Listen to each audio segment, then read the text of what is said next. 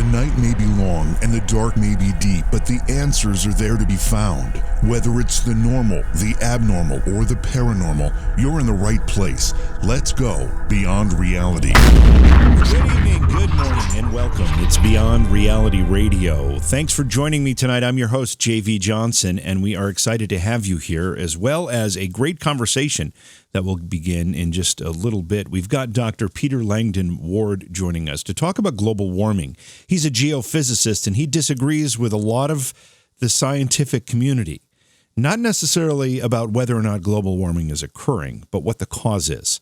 He's done a lot of research. He's made this a bit of his life's mission at this point, and he'll be talking about that during most of the program tonight when we bring him in after the first break. And we will take your phone calls, by the way, to discuss this topic as well at 607-282-4497. We also have a toll-free number if you need a toll-free number. That's 844-687-7669. So great show ahead of us tonight.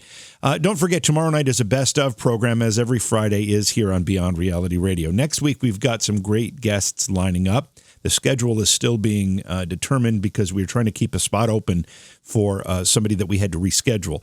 But we will have Greg Clark on the show next week. He's the author of a couple of books, Ghost Country and 3 Days in 63, which discusses the unsolved murder of Francis Bullock and also the Appalachian hauntings. And then we'll also have Ryan O'Shea, who's an entrepreneur and a futurist. We'll be talking about transhumanism, biohacking, and the future of humanity. I think that one will be Wednesday night, but we'll have that schedule finalized in the next day or so for you.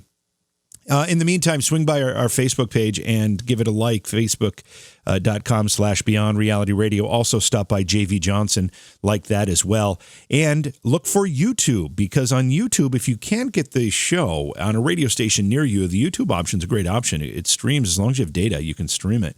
You can stream it live. You can visit old programs there as well. I think there are like 300 archived shows there on the YouTube channel. Just go to YouTube and search for JV Johnson. You'll find it. And subscribe to it. Hit the notification icon so you're alerted when we go live. There's also some bonus content on there as well. So a lot of things to do tonight and a great conversation ahead of us, so I won't waste any more time. We'll get right to it. We'll go to break. We'll come back with our guest, Dr. Peter Langdon Ward. We're talking about global warming tonight on Beyond Reality Radio. Hey, it's JV here. You know I've asked for your support in the past, and I'm going to do it again because it's really, really important. And there are a couple of ways you can support the show, and it's so inexpensive. Now, you can go to Patreon, and you can become a Patreon supporter, and we really, really encourage that. But there's also another way. If you look at the description of the podcast, if you're a podcast listener, and you scroll down to the bottom, there's a way to support the show directly through the podcast app. And it's only 99 cents a month. It's less than $1. You probably have that change in your couch right now. That $1 a month, less than $1, goes a long way in helping us produce this program, provide great interviews for you during the course of the week. I thank you in advance because the support is so important to the program. Welcome back to the show. It's Beyond Reality Radio. I'm your host, J.V. Johnson. Thanks for being here tonight. We've got a very interesting, fascinating, in fact, conversation ahead of us tonight. We will be taking your calls later in the show at 607-282-4497 or toll free at 844-687-7669. Our guest tonight, Dr. Peter Langdon Ward, is a geophysicist. His website is whyclimatechanges.com and also physically-impossible.com, a couple URLs to choose from. And he's got a book out that's called What Really Causes Global Warming, and that's the topic of our conversation tonight. Dr. Peter Langdon Ward, welcome to Beyond Reality Radio. It's an honor to have you here. Well, JV, it's a real pleasure. So we're going to be talking about global warming, but I think the first and most obvious question is, because I think there is some question in some people's minds, are we in fact warming? The world has warmed. We've warmed about 0.6 degrees centigrade, almost 2 degrees Fahrenheit from 1975 to 1998. And then we warmed another 0.3 degrees centigrade from 2013 to 2016. There are millions of temperature records that have been analyzed by several major government organizations. They all come up with the same basic conclusion. We are warming. And I think most of us feel that. When we talk about warming, and we talk about warming in the time span that you just outlined, 1975 to date, let's say, we're not talking about geological time here. We're talking about human lifespan time. Can we determine trends in that short of a period of time? Oh, certainly. I mean, again, all four major analyses of temperature data show very, very clearly that from 1945 to 1975, there was very little change in temperature on average. From 1975 to 1998, there was major warming. From 98 to 2013, there was very little change in temperature. 2014 to 2016, there was very rapid change in temperature, and then it's gotten cooler since. So when we talk about warming, let's assume that is what we're experiencing here. It seems as though the data points to that. Then the second question and the follow-up is who or what is causing it? Well, of course, most scientists in the world today are convinced that greenhouse gases are the cause. But as I just said, there were sudden changes in trends over the last 50 years. Greenhouse gases have just been increasing at an ever-increasing rate. So there's no direct relationship between greenhouse gas concentrations and observed temperature changes. So that would mean that if greenhouse gases are increasing steadily, we should see a correlating increase, a steady increase in temperatures, but that's not what's happening, is what you're saying. No, and you would think so. I mean, when we look at ice records from Antarctica over the last 800,000 years, we see going in and out of ice ages that ocean temperature getting cooler and then getting warmer again, and CO2 getting less CO2 and then more CO2. But it actually fits quite well with the solubility of CO2 in water. And most of the detailed studies show that the major periods of warming were major periods of increase of CO2 were several hundred years after the increases in warming. So what it fits is that water absorbs CO2 when it's cold and lets it out when it's hotter. We all know this, and we sit in the bar too long and our beer gets flat. All the CO2 comes out of it as it warms up. So as we've seen cyclical changes in climate in Earth's history, we all know there was an ice age or multiple ice ages, and we know that they come and go. Obviously, humans weren't burning fossil fuels at that time.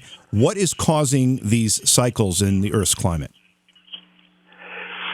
Well, I should start, first of all, by saying what caused the warming from 75 to 98. Okay. Because that was human-caused, and that has a lot to do with a mechanism that we're going to get into what happened in geologic time.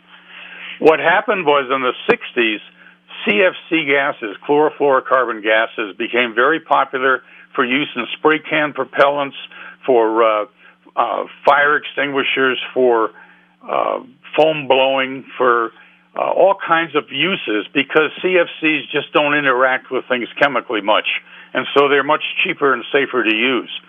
We found, starting in the 1970s, an increase in ozone depletion. And it was 1985 that we realized the Antarctic ozone hole got really big. And two scientists in 1974 pointed out that these CFCs, when they get high into the stratosphere, particularly in the winter, get broken down by ultraviolet radiation, which causes release of chlorine atoms. And one atom of chlorine can destroy about 200,000 molecules of ozone. And so this is the Achilles heel of climate. Now, the ozone layer is very important because it absorbs the highest energy radiation coming from the sun. And when you thin the ozone layer, more of this ultraviolet B radiation reaches Earth. This ultraviolet B radiation is very, very hot. It causes sunburn, causes skin cancer, causes cataracts. It's nasty stuff. You really don't want to get much of it.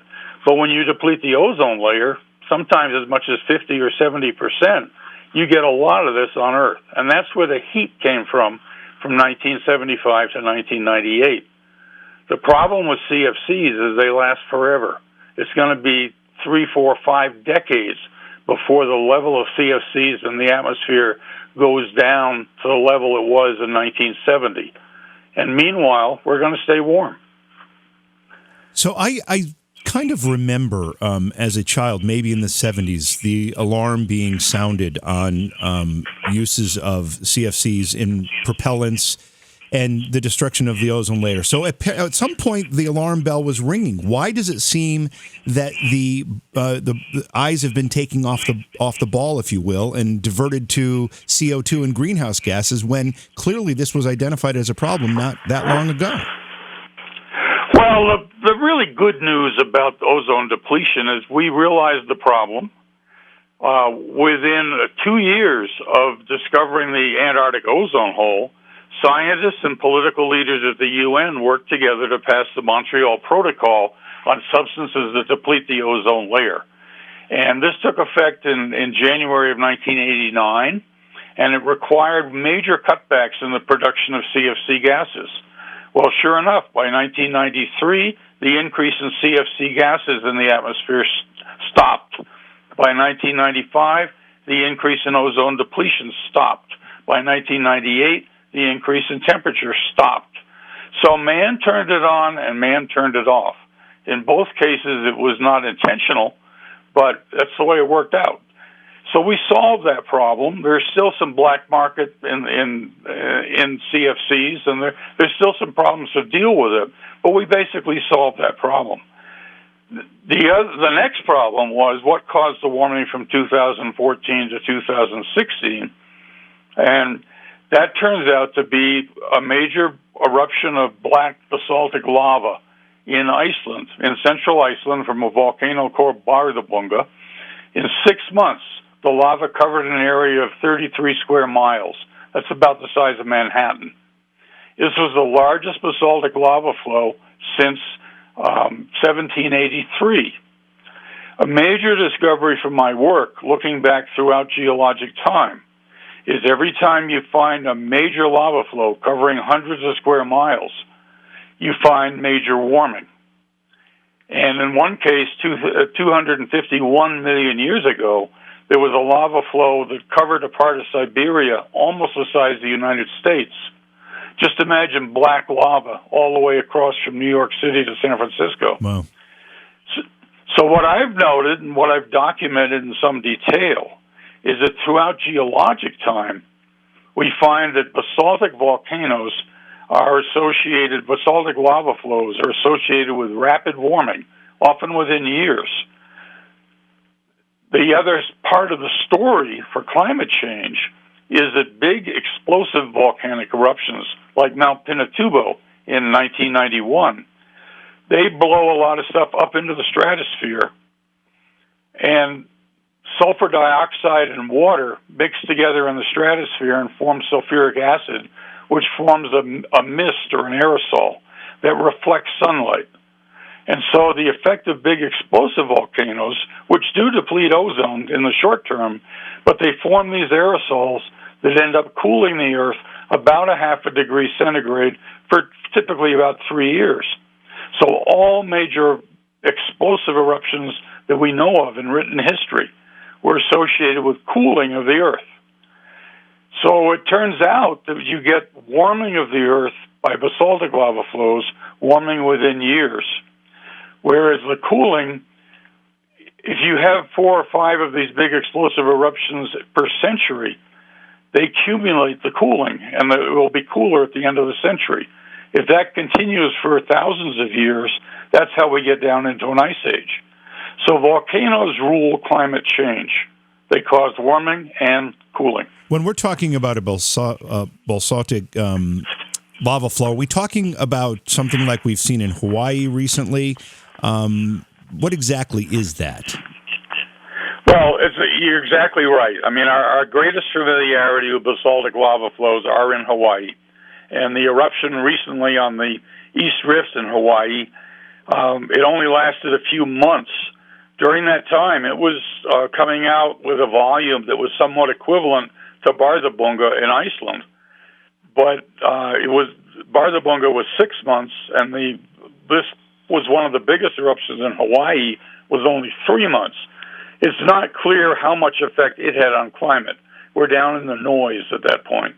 but it is exactly the kind of eruption we're talking about. The real difference is how much it spreads out over the land. Many people are familiar with Craters of the Moon National Monument in south central Idaho. And this was a place where lava covered an area of almost 500 square miles 2,200 years ago, with 200 BC, which was the time of the Roman warm period. So we can associate that particular lava flow with the Roman warm period.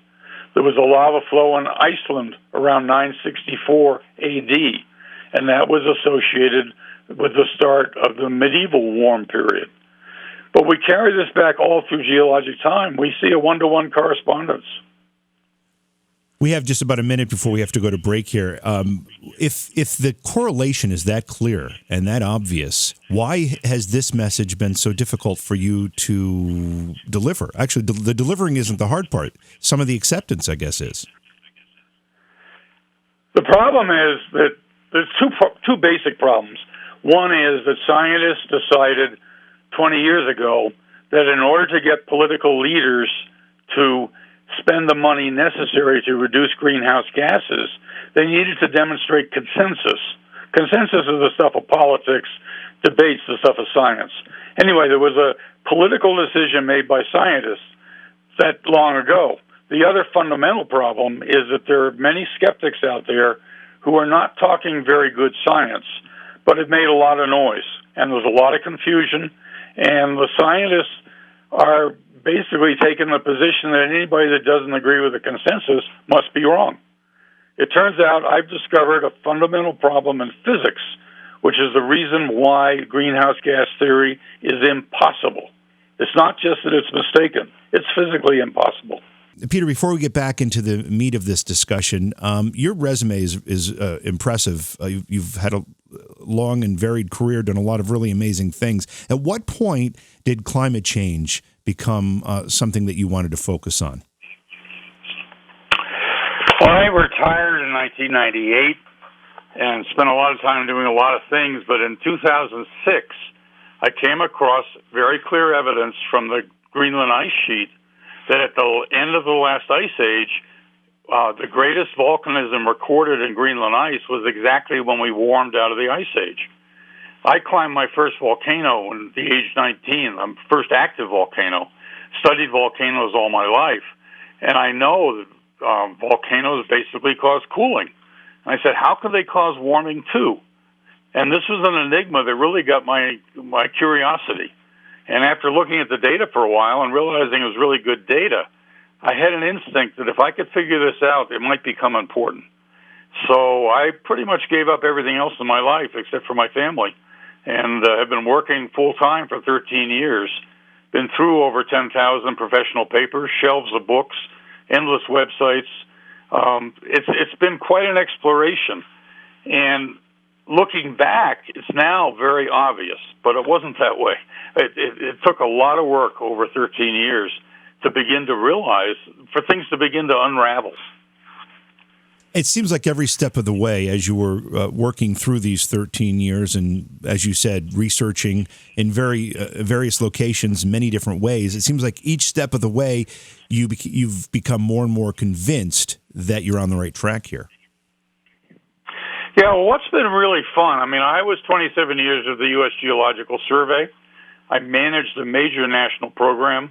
I've testified before Congress a couple of times. I worked on a committee for Vice President Gore back in the 90s. I'm chair of a committee at the White House. I've been around science a long time. One of the problems when you're employed like that is you got a lot of things that have to get done. Being retired, being self-funded, the last 13 years, I've just been able to let my mind wander. And whenever a question came up that didn't seem right, I could go off into physics or off into chemistry or biology or geology or whatever and try to figure it out. And it's really interesting looking back. I just kept asking questions, and it turns out that I've ended up making a very fundamental discovery in physics, which has major implications for physics, but it also, one of the implications is that greenhouse warming theory is mistaken. Let's talk about that. What is the discovery that has determined for you that greenhouse gas theory is just impossible? Well, for greenhouse gas theory to be impossible, a fundamental fact of life is that a body cannot be warmed by its own radiation. When you think about it that way, I mean, if you have two people standing next to each other, they're not going to make each other hotter. It has to be a hotter body. The source of the radiation has to be hotter in order for heat to flow and cause you to warm up. You don't get hot standing next to a coal stove. So just at a very basic energy fundamental level, greenhouse warming theory is physically impossible because a body cannot be warmed in any way by its own radiation. At a little deeper level, part of the problem that I discovered that goes back a couple of hundred years is that today in physics, in climate science, we think of energy of radiation in terms of an amount of radiation that is flowing in watts per square meter. And we add all that together and we basically think that if Earth loses heat at a slower rate, Earth must get hotter because it's still getting the same heat in from the sun. It turns out that's all wrong. The radiation is not about amount. It is about frequency, which is about the temperature of the source. And if you go to physically-impossible.com, I explain this in some detail. Is it true that the sun goes through cycles, and those cycles do vary the amount of heat and radiation that is hitting the Earth from the sun? Yeah, it is very small changes. They're not important changes. The most important thing I've discovered from the geology side, the geologic record tells us a lot about climate, and particularly the ice core records in the last few 100,000 years. We have really good detail for climate change. And what we see is you have rapid warming within a year or a few years, followed by slow cooling over millennia. And these sequences are typically a few thousand years each on average, but they're highly erratic. They're not cyclic. So from the geologic record, I can say very clearly that any cyclic explanation for climate change is simply not important. It's not it may have some effect. And the two most common are that the sun does go through solar cycles, that we see sunspot cycles, and also the concept that the orbits change a little bit with periods of 41,000 and 100,000 years. Both of those may have some effect, but they're not a primary cause of climate change.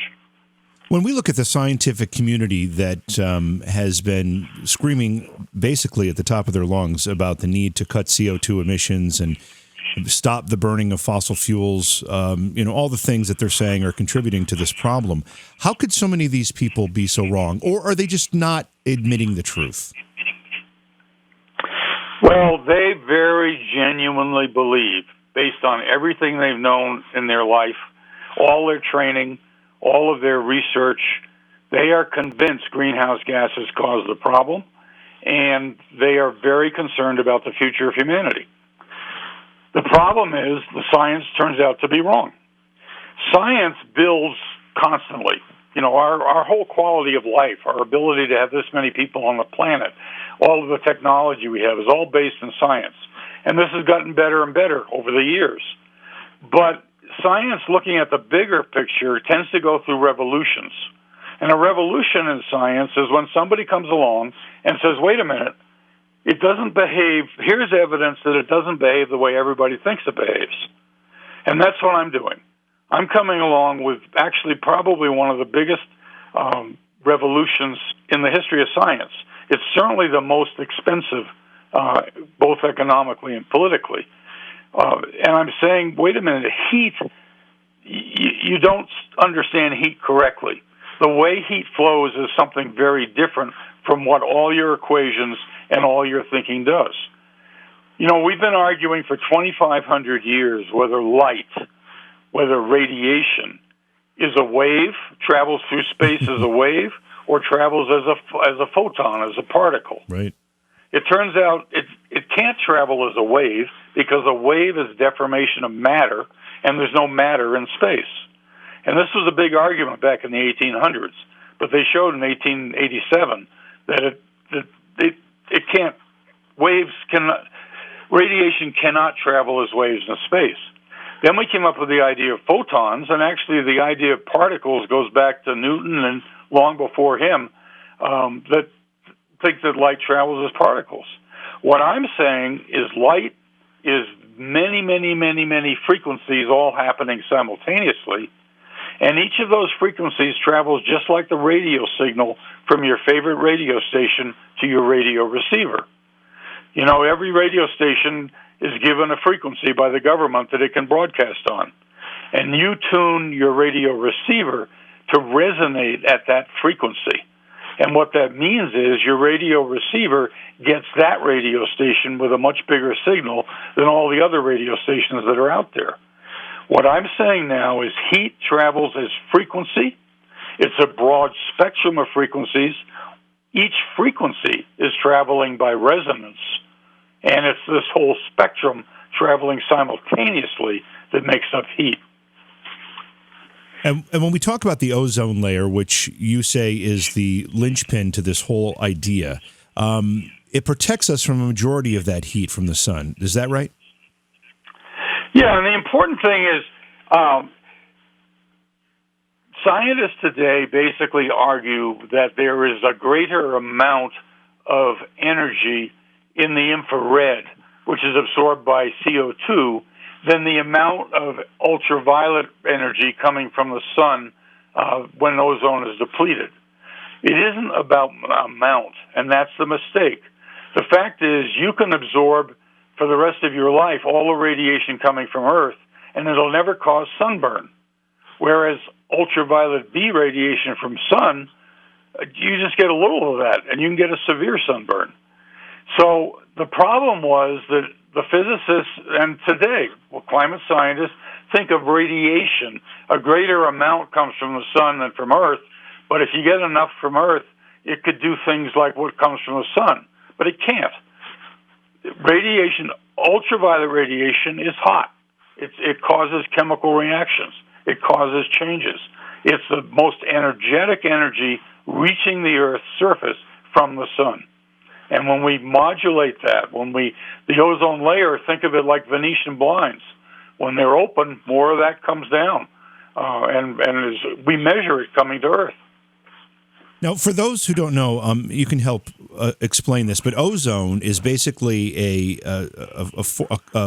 different form of oxygen, correct? Yes, basically, oxygen is made up of two atoms of oxygen that are bound together. It turns out that ultraviolet C breaks oxygen apart into two atoms of oxygen. Then when you have one atom of oxygen and one molecule of oxygen, you form ozone, which is O3. It has three atoms of oxygen. And what's powerful about ozone, there's actually very little of it up there. I mean, there's maybe 10 molecules of ozone for 1 million molecules of all the other gases. But the reason it's so important is that this conversion from oxygen to ozone, back to oxygen, back to ozone, goes on all the time. It's an endless cycle, the ozone-oxygen cycle. And every time you split oxygen apart and every time you split ozone apart, you create heat. And this is what causes the stratosphere to be hotter. You know, when you go up in elevation, it gets colder, colder, colder, till you get to the tropopause, which is the top of the troposphere. And as we go into the stratosphere, it gets warmer, warmer, warmer again. And what's causing that is this dissociation of oxygen molecules into oxygen atoms, and then the reformation into ozone. And every time that happens, and the average ozone molecule only lasts for about 8 days. So this is going on all the time. And any place where there's a lot of ozone, the atmosphere is hotter than when there's less ozone. We're talking with Dr. Peter Langdon Ward tonight about global warming. His book is called What Really Causes Global Warming. He's got a couple of web domains you can visit. I think, Peter, do they go to the same site? I think they do, right? The physicallyimpossible.com takes you to a page on whyclimatechanges.com. But I'm challenging any scientist in the world to find any significant problem with physically-impossible.com. What's written on that website, as cogently as I can write it, is why it's physically impossible for greenhouse gases to cause warming. This is a kind of a short segment, Peter, but I wanted to ask you, if we stopped burning all of the fossil fuels that we burn tomorrow, we stopped driving our cars, we stopped heating our homes, whatever it is, would that make a bit of a difference in this process? No, it'll have zero effect on global temperatures. Yet that's something we're being asked to do. Not pretty definitive. Yeah, not to that extreme, but we're being pushed in that direction by governments and scientists at this point. Well, as I say, almost every scientist in the world is absolutely convinced greenhouse gases cause the problem, and the only way to solve the problem is to stop burning fossil fuels. And and when I talk about greenhouse warming theory as becoming the most expensive mistake ever made in the history of science, we're talking about spending tens of trillions of dollars to reduce greenhouse gas emissions. Now, energy drives our quality of life. It drives our society. We need more and more energy. I'm saying now we can burn fossil fuels without overheating Earth, and we can burn them safely, provided we can manage pollution. Pollution is still killing 4+ million people a year, and we have major problems with pollution. But we can burn fossil fuel without overheating Earth. And when you say pollution is killing folks, you're talking about air pollution, and not pollution in the sense that it has an effect on global warming. No, it actually does have some effect on global warming. We can go into that later, but I'm talking about smog, pollution, and it turns out in part of the world it's just from cooking fires. In Africa, for example, they cook on fires. In China, they use the tradition has been using coal as your stove, and this leads to indoor air pollution. But the outdoor air pollution comes from cars and from smokestacks, and a lot of it gets turned into ozone, ground level ozone, which is very toxic stuff. We don't like that, and it's regulated fairly heavily in the United States. We had acid rain was a big problem in the United States back in the 70s, right? And this was sulfuric acid from burning coal and other things. But we passed a lot of regulations, and we cleaned that up. And in North America, in Europe, we've got pollution pretty well under control. There's a lot of things we can do to improve it, but generally it's not the problem that it is in India, in China, Southeast Asia, and Africa. We've got about a minute before we have to go to break. You mentioned you have a challenge out to anyone who can refute what you present on physically-impossible.com. What is that challenge? Well, actually, the challenge, it's never been demonstrated by an experiment that greenhouse warming theory works. I mean, if greenhouse gases absorb infrared and get warmer, we should be able to measure that. It's never been shown by experiment. There was an experiment done in 1900 that showed that it doesn't have any effect. I did an experiment a couple of years ago that showed that it didn't have any effect. So I'm offering $10,000 to the first person who can demonstrate by experiment that the warming observed since 1975 could be explained by the increases in greenhouse gases observed during the same time. Jason, by the way, for those of you who are wondering where he's been, he's off filming a new television show called Ghost Nation. That show will premiere in October of this year. And he'll be back as soon as the filming is complete. So it'll be a few more weeks, and then he'll be back with us. Also, you probably heard the news, if you're a Ghost Hunters fan, that Grant Wilson is rebooting the show Ghost Hunters on the A&E network, and that's supposed to debut on the A&E channel. I think it's September. I thought I saw September 21st, maybe. But we'll keep tabs on that, maybe even get Grant on the program to talk about it. That would be exciting. Tonight, we're talking about global warming, though. Our guest is Dr. Peter Langdon Ward. He is a geophysicist. His website is physically-impossible.com or whyclimatechanges.com. And his book is called What Really Causes Global Warming. And Peter, I've got to ask about the other scientists. And I always get concerned and confused when scientists are stuck in an idea and refuse to open their eyes and their ears to the possibility that their conclusions may be wrong, because that seems to be counter to everything that science stands for. Well, it's an interesting issue, and it's kind of where human nature comes together. I mean, it's only natural if you sincerely believe in something that it's hard for you to believe it's not that way. And I mean, this can be in science, outside of science, and as I say, we have a history of revolutions in science where people were absolutely sure the Earth was flat. You know, there was a major consensus the Earth was flat, and it was shown to be round.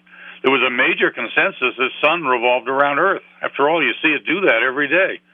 And so this is a case on a par with those major changes in science where it turns out the physics was wrong.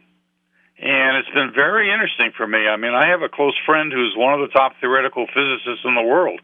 I still can't get him to understand. He wants to take me off into all these equations and prove to me that a photon is a wonderful thing. I'm saying, no, step back and look at what's going on, and you'll realize that a photon is a piece of mathematics. It's not a piece of physics. We've talked about why global warming is happening, but we haven't necessarily talked about the consequence of global warming. First of all, some people will say, hey, I don't mind it warming up a couple degrees here and there. I don't like winter, whatever it happens to be. What are the consequences that we're talking about? Well, there are winners and losers with everything. I mean, the immediate consequences that we're seeing, I mean, we're measuring the fact that animals are moving upslope and further towards the poles in order to stay in an environment that they can be with. The hard part is when you get major droughts developing in certain areas, which didn't have it before. And, of course, this was a big problem in California over many years, which got culminated with the fires because you had all these very dry forests. We're measuring the changes in different areas, and clearly if you live in Siberia or in Alaska, it's nice to have a warmer year. And it's turning out that the greater warming is in the polar regions because that's where the ozone depletion is the greatest. The greatest warming recorded on Earth in the last 1,800 years was on the Antarctic Peninsula in Antarctica.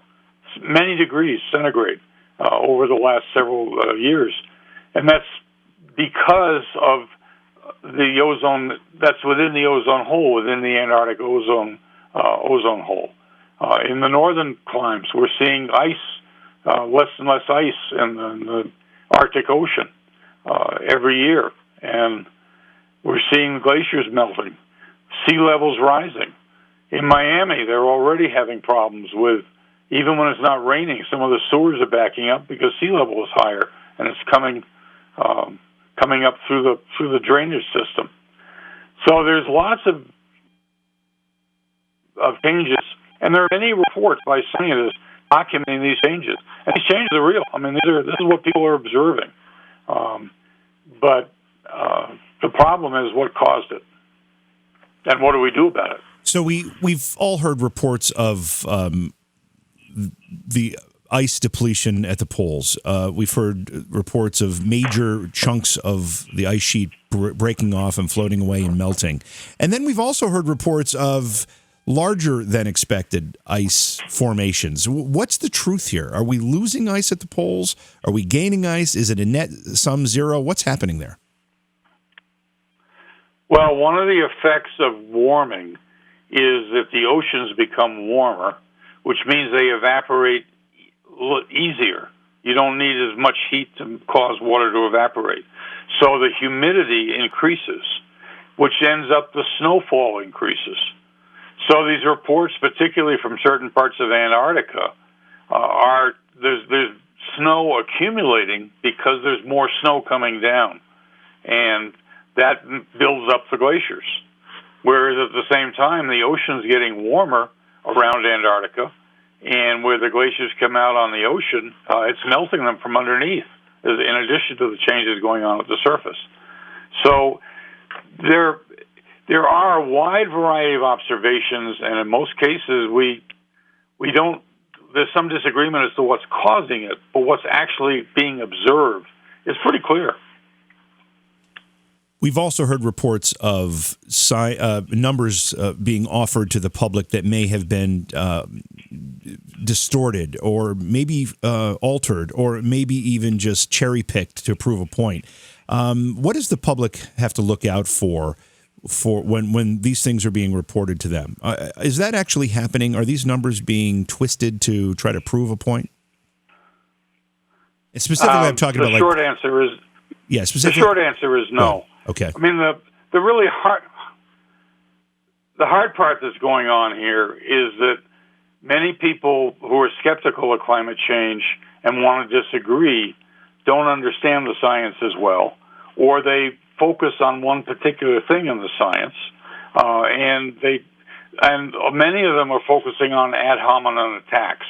It really does no good to be challenging each other personally. The issue is, in nature, what is physically happening, what is causing it, and what can we do to fix it? A lot of the noise coming out is from people who want to prove that greenhouse gases are not a problem because they don't want the government to come up with more regulations and spend a bunch of money. And so on the one hand, the scientists get together and try to convince us that what they're seeing is correct, but now the problem is I've found big cracks in the foundation of the science. And so it's a little hard for the general person to say, well, who do I believe? In general, you need to believe the scientists. Well, you need to recognize right now we're in a revolution in science.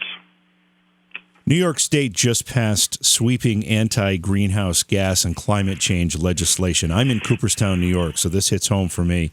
They're looking at cutting, and I don't know what these numbers mean specifically, but something like 168 million metric tons of greenhouse gases from emissions annually.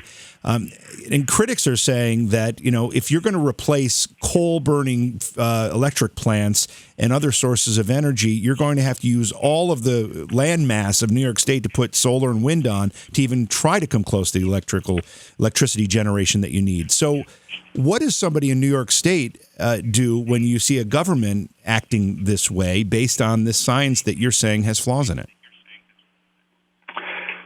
Well, remember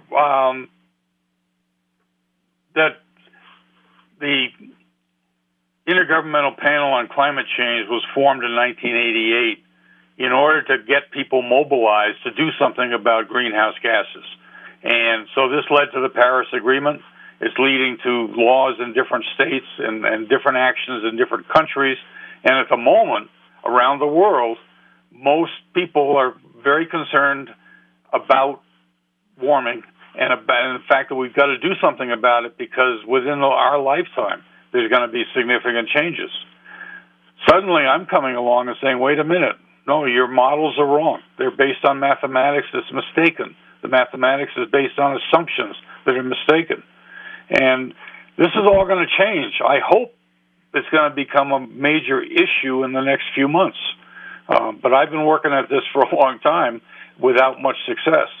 But we're beginning to get some traction, and I hope that, and the unfortunate part is that the political leaders who believe the scientists tend to be Democratic, and the Republicans have a long history of denying science, especially if it doesn't agree with what they would like it to say.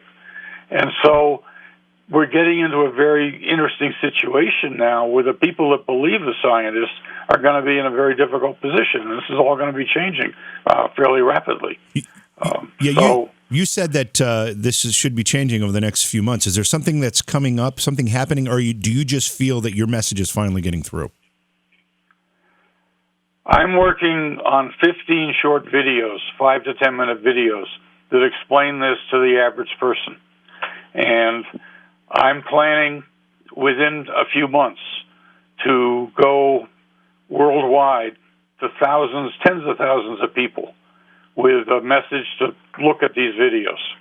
And that includes all political leaders, business leaders, scientists, average people that don't know much about it at all. I'm trying to make these videos very approachable. They are detailed. They give a lot of science, but they give it in a way that the general reader can get to it. My book was written with the general reader involved, and most people seem to be able to understand it quite well.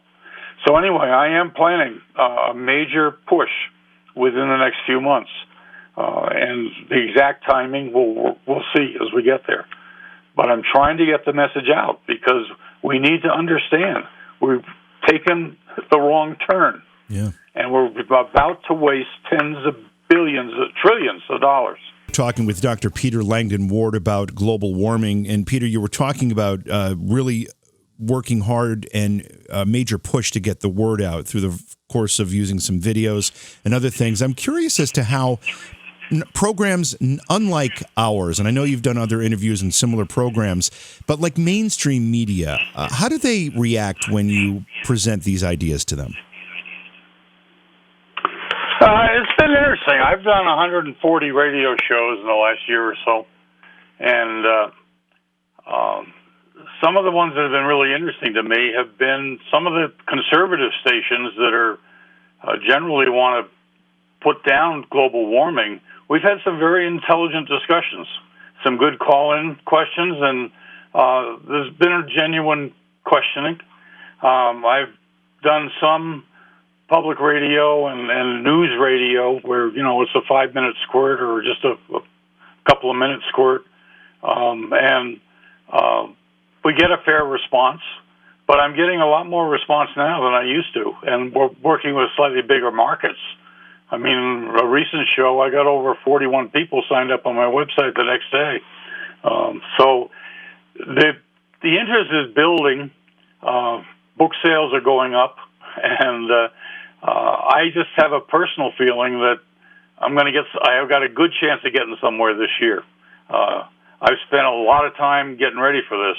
I went through a lot of training in ways of doing this, and I'm hopeful. But you never know until it's done. What about the scientific community? Are you finding converts there? Well, it's interesting. The Daily Beast tried to beat up on me last fall. There was a reporter that wrote an article, and the best thing she said in there says that Ward. The problem with Ward as a skeptic is he's got a very strong scientific background, and I've been left alone by a lot of people. The problem I'm having most with the scientists, many of whom are my friends, they just can't believe that I could be right. I mean, one of the lead authors of a recent report in the United States, someone I talk to fairly regularly, he said to me a while back, says, "Peter, there is just no way you could be right and all the rest of us are wrong." And I said, "Well, can you give me a scientific reason?" And there was no answer. I know many of the leading climate scientists. I am well familiar with their work. I have talked to many of them. I've actually paid for a booth at conferences, which are usually for selling equipment, but I've paid for a booth where I talk science and hand out information on the science. I've done this for 4 years. I've ended up talking to more than 7,000 people in that situation. These are all scientists attending the meeting. I've only had 2 people yell and scream at me out of 7,000. It's clear some people don't want to believe me. Many of the younger ones especially are kind of saying, "Oh, I hadn't heard about this. I got to look into this." So, the word is beginning to get through, but part of the problem is the scientists have been under attack so much in the climate wars that they're kind of battle-scarred. They've got their wagons circled, and, the climate wars right now are just people lobbing mud pies at each other. There's not a lot of real cogent discussion going on. And one of my messages is, look, we've got to get debate back into science. We've got to get rational debate back into climate science. And one of the things you pointed out is that there was a consensus built, and these scientists have kind of determined that they are part of the consensus.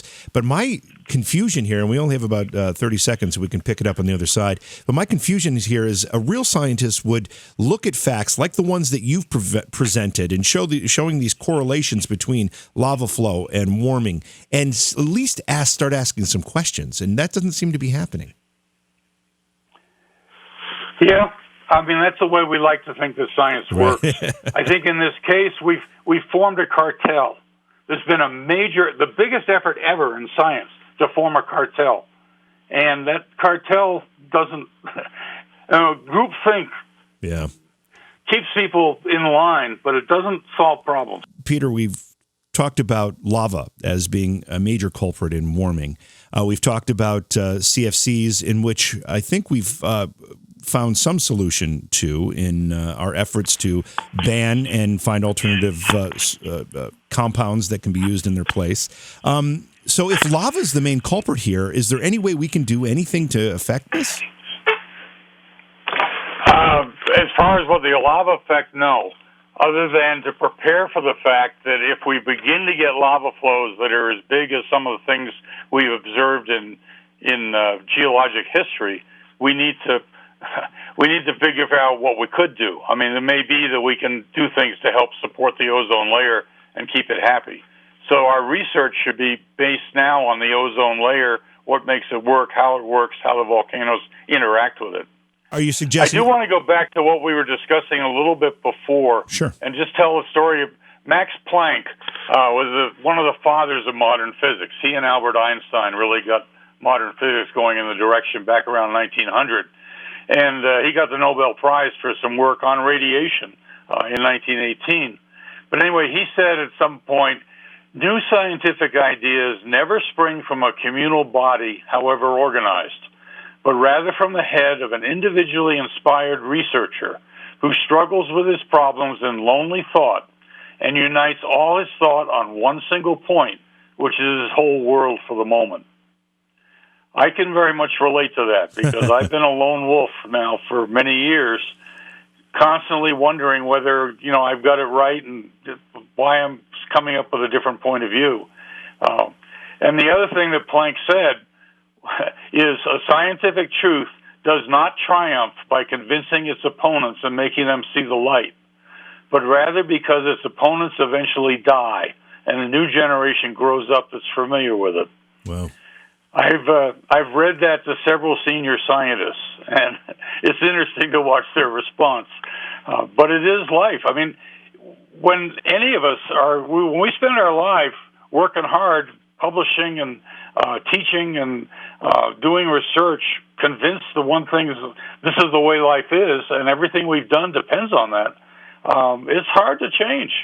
I mean, my friend, the theoretical physicist, said to me at one point, he said, Peter, if you're right, everything I've done in my life is wrong. Mm. That's tough for anybody to deal with. That is very difficult. I was impressed that he could be that verbal. Yeah, that is very difficult. But, I'm still scratching my head over the fact that you pointed out, I mean, you actually showed a correlation between lava flow and temperatures. I mean, you've illustrated that throughout time, in geological time, and yet the folks that are talking about greenhouse gases can't make those correlations at all, right? I mean, that's what we're talking about here.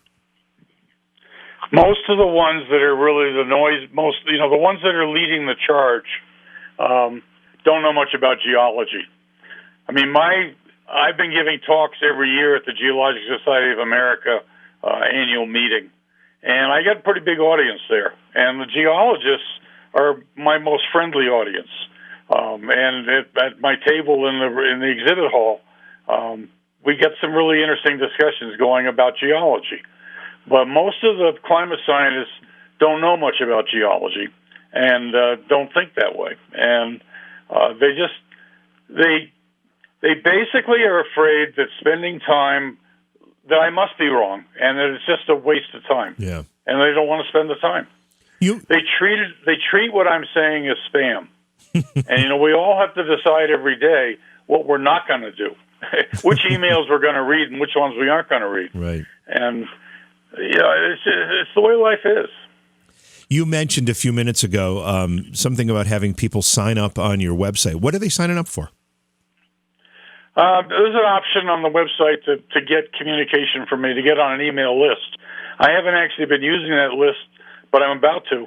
And people on that list will get some of the first announcements about the videos and where we go from here. And in fact, I'm thinking of offering it to people who sign up to review the videos ahead of time before they come out. But there is big interest there, and I've been getting a lot of interest on the book, which is available from Amazon and other places. But if you buy it from me, you get it signed and a lot of other information that comes with it, some bumper stickers and other things. So, and just to clear this up, people can just go to your website and they can sign up on your email list. That's all they have to do, and then they can get this information from you? Yes. Okay. And that's just right on the website. All right. So when we talk about, trying to fix this problem, you mentioned we need to do more research on the ozone layer, how we can influence it. Are you suggesting that maybe we should look at ways of producing artificial ozone to put into the atmosphere? Is that an option? Not really. When we did atmospheric testing of nuclear explosions, we kicked the ozone up for a short period of time. If we want to set off a whole bunch of nuclear explosions, we might have an effect on the ozone layer for a very short period of time. The amount of energy that's involved that causes the heating is huge, and it's from the sun, and it's from this very hot ultraviolet radiation.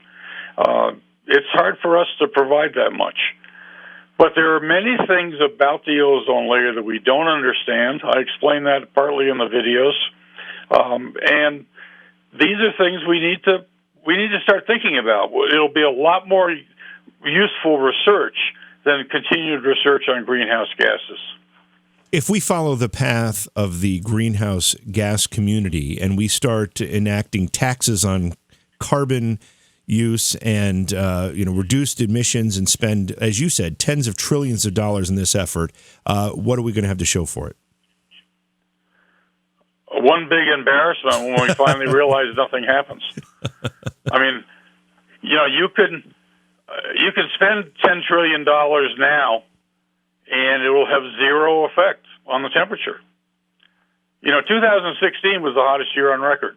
2017 is cooler. 2018 is a little cooler. 2019, I'm predicting, will be even a little cooler. It'll be back closer to what it was in 2016, or 2013, I mean. So we are seeing changes, but it's not going to get 5 degrees hotter. It's not going to get 2 degrees hotter, as people are trying to argue, based on greenhouse warming theory. The models they have are very sophisticated models. They burn up a huge amount of supercomputer time, but they're mathematical models, and they're based on the wrong assumptions, the wrong equations. So these warnings they've been giving us about temperatures rising to the point of sea levels rising hundreds of feet over the next 30, 40, 50 years, based on these assumptions or these theories, you're saying that's not going to happen? I'm saying all the predictions they're making are not physically realistic. I mean, it's the warming we've had so far has been a pain. It's had some effects, but we can manage that. We can manage what's happening at the moment. The reason climate is such a big issue worldwide now is the predictions made by the climate models that by 2050, and especially by 2100, the Earth is going to be very seriously warmed. All of that is based on mistaken mathematics, mistaken assumptions. The ozone layer itself, you said it would take decades for it to restore itself to the point it was at in 1970, say. We have reduced or virtually eliminated, but maybe not completely, the CFCs that have been causing the problem. Are your assumptions based on no major lava flows over the next 30, 40 years? Well, I did say that when I said that assuming there's no major lava flows, and these are rare. I mean, the one in Iceland was the biggest in 1783. That there shouldn't be warning. The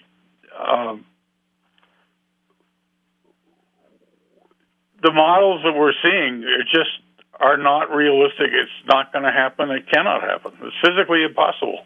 So, we all know how politically charged climate change discussion is. How is it possible for us to actually come together? I mean, it almost seems like we can't come together on anything, at least in this country. What do we need to do to start thinking on solutions to this problem in a common way as opposed to fighting about it? Well, I've spent a lot of time thinking about that, and my responsibility at the moment is to try to bring the sides together. And on the one hand, I get the scientists to recognize that there was a mistake here. It was made before they were born, and we've got to face up to that mistake and try to make the skeptics realize that, well, we don't have to spend so much money, we don't need so many government regulations, but we do need to control pollution, and the climate is warming, and so it's a problem, and I spend a lot of time thinking what I can do, and that's part of the reason I've written and producing these videos and the book and many other things. The book, and I'm go ahead. I'm continually hopeful that I might get somewhere. The book is available now. Of course, we've talked about it. What really causes global warming? And you said the videos are coming out over the next few months. Do you know when they'll be available to be viewed? No, it depends on how the whole system builds here. I mean, I'm going to begin to use them. I've spent a lot of time on Capitol Hill, and I've spent a lot of time talking to scientists and a lot of time talking to skeptics. I've been to conferences by skeptics, conferences by scientists. I'm going to try to build up some background before I go public with some of the key people, and with hope of moving things better and faster.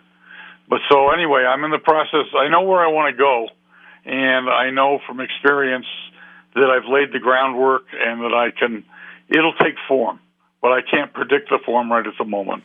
But I certainly hope by early fall that these videos are well known and that people are beginning to look at them very carefully. So we have a large audience here listening, and they're very interested in this topic. We've talked about it at other times. How can they individually get involved and work toward the solution?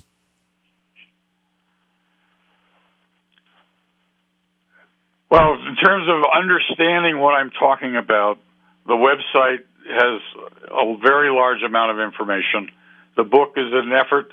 Much of the website, particularly the lower parts of the website, are fairly detailed science, and it's fully referenced, high-quality science. I wrote it so that if a scientist became interested, they could get the details right away. The book was written more with a general audience involved, and it's readily available, and that's a great way, plus looking at the website, to understand what I'm talking about. In terms of what we individually can do to solve the problem individually that we face is a much higher risk of sunburn, of skin cancer, of cataracts.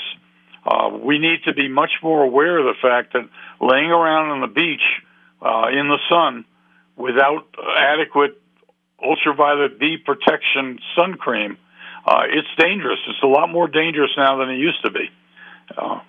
Well, that's an interesting point, and I don't like to use anecdotes as any kind of evidence, but I know that, when I was a child, we were out in the sun all the time, and maybe that wasn't good, I don't know, but it certainly didn't seem to have the consequences that it does today.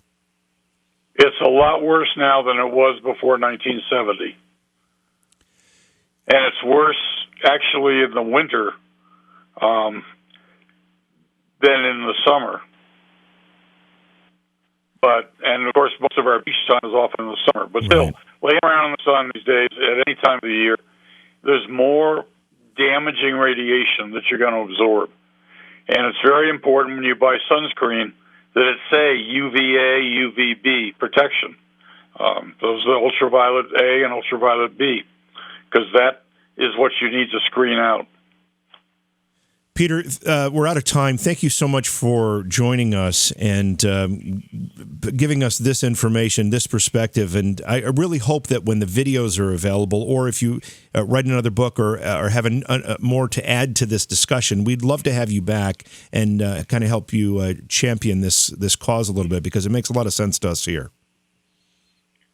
Well, it's been a real pleasure. You asked wonderful questions, and I hope working together we can make a big difference in climate over the next year.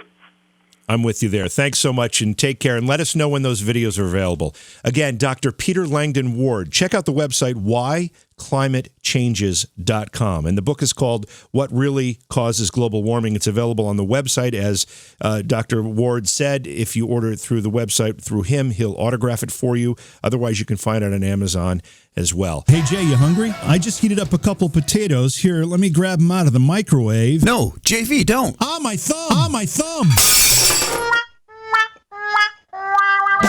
Crapco presents. Don't let this happen to you. Crapco's Thumbrella is the perfect protection for the perfect unfinger. Ah, my thumb! The Crapco Thumbrella is made up of high-quality, heat-resistant asbestos and perfectly suited to handle the most dangerous jobs. Just don't breathe near it. The Crapco Thumbrella. Use the Thumbrella for ultimate thumb protection while Using matches, pouring coffee, sunbathing near the pool, changing spark plugs, handling kill-fired ceramics. and so much more. And how about those romantic candlelit dinners? Come over here, baby. Watch the candle. Don't worry, I brought protection. Thanks, Thumbrella.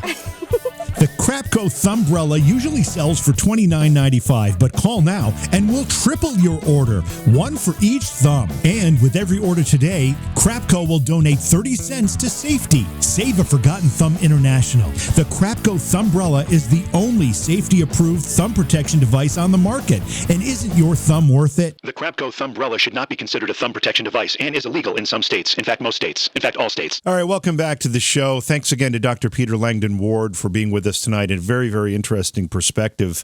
We're going to follow his work and bring him back on the program when he releases those videos. Looking ahead to next week, of course, tomorrow night is a best of program, as it is every Friday night on the show.